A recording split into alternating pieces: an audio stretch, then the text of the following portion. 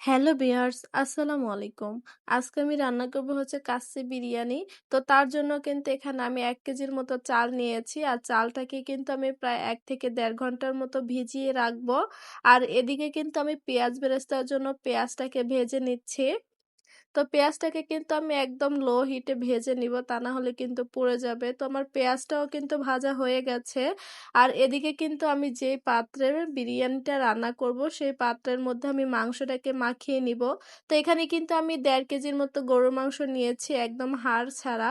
তো তারপর এখানে আমি দিয়ে দিব হচ্ছে আদা বাটা, রসুন বাটা, জিরে বাটা, জয়ফল বাটা, ধনিয়ার গুঁড়ো, কয়েকটা তেজপাতা, গরম মসলা, দারচিনি, তারপরে দিয়ে দিব এখানে আমি বিরিয়ানির মসলা। আর বিরিয়ানির মসলা কিন্তু এখানে আমি দিয়ে দিব হচ্ছে ৪ চামচের মতো।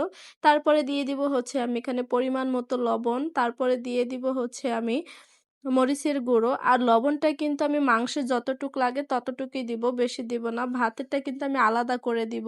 তো তারপর এখানে আমি দিয়ে দিব হচ্ছে সামান্য পরিমাণে একটু চিনি, আর দিয়ে দিব হচ্ছে কেওড়ার জল। তো এগুলো দেওয়ার পরে কিন্তু এখানে আমি দিয়ে দিব হচ্ছে পেঁয়াজ বেরেস্তা। আর পেঁয়াজ বেরেস্তাটা কিন্তু একটু বেশি পরিমাণে দিতে হবে। তো দেওয়ার পর এখানে আমি দিয়ে দিব হচ্ছে টক দই। টক দই দেওয়ার পর এখানে আমি দিয়ে দিব হচ্ছে ভাজা আলু। তো আলুটা দেওয়ার পর এখানে আমি দিয়ে দিব হচ্ছে পরিমাণ মতো তেল। তো তেলটা দেওয়ার পরেই কিন্তু আমি সব মসলার সাথে মাংসগুলোকে ভালো করে একটু মাখিয়ে নিব। আর মাখানো হয়ে গেলে কিন্তু আমি এরকম চামিচ দিয়ে সমান করে রেখে দেব প্রায় ১ ঘন্টার মতো। তো রেখে দেওয়ার পরে কিন্তু এখানে আমি দুধ গুলিয়ে নিব। আর দুধের মধ্যে আমি ২ চামচের মতো ঘি দিয়ে দিব। আর ঘিটা দিয়ে আমি দুধটাকে রেখে দিব। তারপরে কিন্তু আমি এখানে ভাতটা রান্না করে নিব। তো তার জন্য দিয়ে দিব হচ্ছে তেজপাতা, এলাচ, দারচিনি, লবণ, আর দিয়ে দিব হচ্ছে সামান্য পরিমাণে একটু তেল। এগুলো দিয়ে কিন্তু আমি একটু ফুটিয়ে নিব পানিটাকে। পানিটা ফুটে গেলে কিন্তু আমি চালটাকে দিয়ে দিব। আর এখানে কিন্তু ভাতটা সেদ্ধ করার জন্য অতিরিক্ত পানি লাগবে। পানি কম হলে কিন্তু ভাতটা আঠা আঠা হয়ে যাবে। তো দেখতেই পাচ্ছেন আমার ভাতটা কত সুন্দর ঝরঝরে হয়েছে। এখন আমি এটাকে সাজিয়ে নিব। তো তার জন্য কিন্তু ওই যে মাংসটা আমি মাখিয়ে রেখে দিয়েছিলাম, তার উপরে কিন্তু আমি ভাতটাকে দিয়ে দিব। তো অল্প অল্প সামান্য পরিমাণে একটু ফুড কালার দিয়ে দিব। এতে কিন্তু ভাতের কালারটা অনেক সুন্দর আসবে। আপনারা ফুড কালার দিতে না চাইলেও কিন্তু এখানে জাফরান দিতে পারেন। আমার কাছে জাফরানটা ছিল না, তাই আমি হালকা পরিমাণে একটু ফুড কালার দিয়ে দিয়েছি।